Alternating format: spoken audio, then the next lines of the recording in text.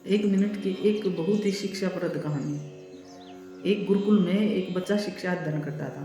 जब उसकी पढ़ाई पूरी हुई तब गुरुजी ने उसे भेंट स्वरूप एक दर्पण दिया और बोला कि ये दर्पण जिसको भी आप दिखाओगे उसका मन आपको दिख जाएगा, उसके मन में क्या है ये सारी बातें आप इस दर्पण में देख पाओगे। दर्पण लेके विद्यार्थी गुरुकुल से बाहर गया। उसने अपने एक दोस्त को दर्पण दिखाया। दर्पण में दोस्त का चेहरा दिखते ही उसकी सारी बुराइयां उसे दिखने लगी। उसने देखा कि इसमें तो बहुत बुराइयां भरी पड़ी है और ये कहने को मेरा दोस्त है। थोड़ा सा आगे गया, कुछ लोग थे वहाँ पर, उनके मुंह की तरफ दर्पण किया, उनकी बुराइयां उसे दिखने लगी। उसने सोचा कि मेरा भाई है, उसको देखता हूँ, उसमें तो कोई बुराई नहीं होगी। अपने भाई को दिखाया दर्पण, उसकी बुराइयां उसे दिखने लगी।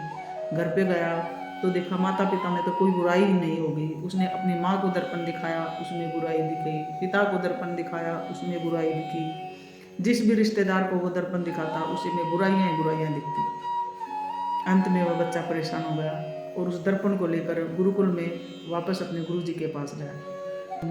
गुरुजी को दर्पण दिखाया तो गुरुजी में भी बुराइयां ही बुराइयां थी। यह देखकर उसका मन बहुत विचलित होगा और अंततः गुरुजी से बोला, गुरुजी ये लो जो आपका दर्पण, ये दुनिया तो बुराइयों से भरी हुई है, इस दुनिया से अब मेरा मन भर गया है, ये आपका दर्पण लो वापस और मैं जा रहा हूँ। तो गुरुजी ने बोला कि बेटा, मैंने ये दर्पण तुम्हें दिया ही इसलिए था कि यह दुनिया बुराइयों से भरी हुई है, इस दुनिया की बुराइयों को तुम कब तक देखोगे। इतना कहते ही गुरुजी ने दर्पण का मुंह बच्चे की तरफ कर दिया।